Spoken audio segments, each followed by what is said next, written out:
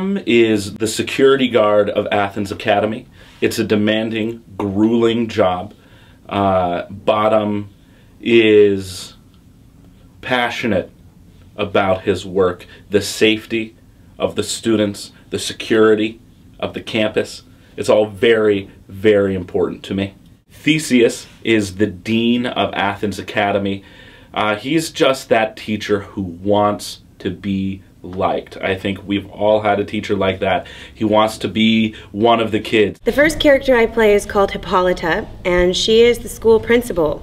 So she comes from a very structured world. The next character I play is Titania, and Titania is the fairy queen, and she lives in a world of abandon and freedom. I am playing Helena and also Cobweb. They're very different people and they've gone through very different things. One is a student at a private school, Helena, and Cobweb is a dropout. I am the production designer for Midsummer Night's Dream, which means that I'm trying to think about how we can represent these characters visually and help the actor kind of embody them. I'm doing the costumes and the set. So we've got three sort of distinct worlds happening. We've got the students and teachers, the people that help at the school, and then these outsiders. So for Hippolyta, she is a much more restrained and self-conscious person. She's the principal at a private school. So that means there's a lot of rules, and there's a hierarchy of where she fits, and she's the disciplinarian. You would recognize Theseus randomly walking down the street, first of all, if he's sipping his artisanal teas.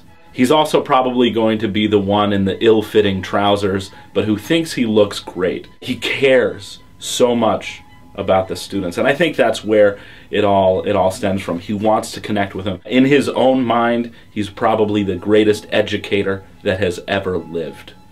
He's changing lives. Helena has a really big heart, and that's what I am. I'm a big lover, and when I love hard, and she is intensely in love with Demetrius, and I can definitely relate to that feeling.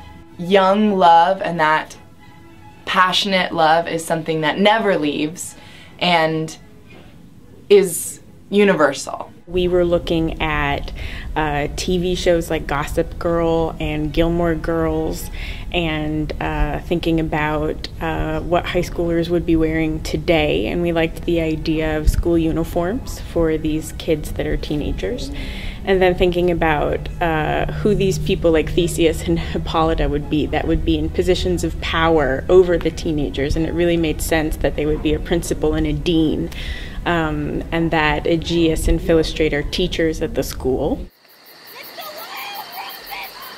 How do we make fairies and magic happen in a way that makes sense within this context? Cobweb is a dropout that lives in the woods and collects feathers and makes hats. We've got Oberon has this great big feather mohawk behind us. Thinking about kids that maybe ran away from school, or kids that, you know, dropped out or something along the way, that have been sort of making their own community in the woods. And we were very inspired by this big festival that happens out west every year, Burning Man, that's filled with artists and outsiders. We do a lot of dancing with the fairies, which again is very different than the lovers. Titania really uses her body. It's a much more loosely defined way. It's of nature in a weird way, but also really man-made. So we were looking at sort of, you know,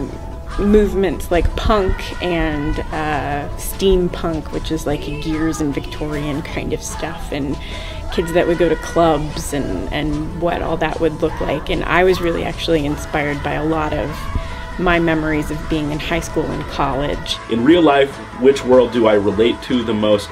I would want to be a part of the world of the fairies, completely carefree and just at home wherever I am, but I'm totally not. I want to be that, but I'm not. I belong in the world of the mechanicals, these down-to-earth people who have a desire to share themselves and to share art with other people. Taking care of business every day. So if I'm picking which character I relate to, it's going to have to be Bottom. Mostly just for the desire, that intense desire to be on stage that I do have. And also the fact that he's probably just a bit too out there at times.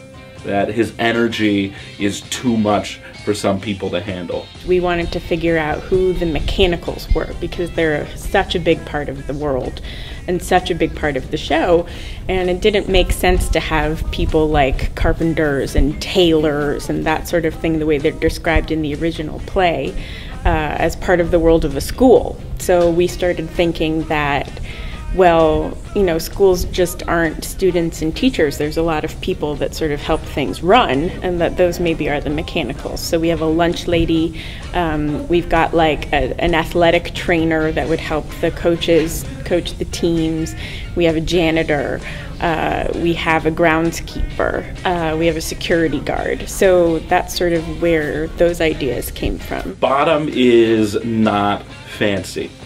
Bottom is stuck to the earth. So we've been working a lot with where he's from and thinking about, oh, he's from the Midwest, probably around Chicago. He's got that nice working class accent, someone who's south of the earth. When I was really young, my dad took me to see a lot of theater in Chicago. It's a great town for theater. So yeah, I work as a security guard, but really my heart longs to do what you see people do on the stage. I think Midsummer Night's Dream is my favorite because it's so much fun. It just moves very fast. There's so many colorful, crazy, kooky characters from the same walks of life and different walks of life, and they just collide. All of this stuff that we've shopped for, that we've pulled from stocks, that we've, you know, I've been digging around in boxes here for all these old bits and pieces of things. It's what I like to call Franken costuming, because you're putting one thing together out of lots of different pieces, like building Frankenstein's monster. My favorite parts of working on this play in rehearsal has to be just the insane collaboration that has been happening. Everybody feels so comfortable just tossing out anything into the room. Any idea is going out. And the director, Jen Weinman, has been encouraging that. Early in the rehearsal process, we had a lot of conversations with the cast about what high school was like for them and what kind of music they listened to, and that sort of helped sort of inform design decisions as well. So it's very collaborative. And it's so playful. It really does remind me of when I was like 5 years old with my family, my sisters, and going like, come on guys, we're gonna do a play, we're gonna play together. And that's what it is. We've just got this room of amazing energy, and everybody is so supportive. Everything's been fun to put together. There's something really cool about seeing those worlds come together and mix, and it's like a big party. I can't stop laughing. They're just too funny. Too funny! Woo!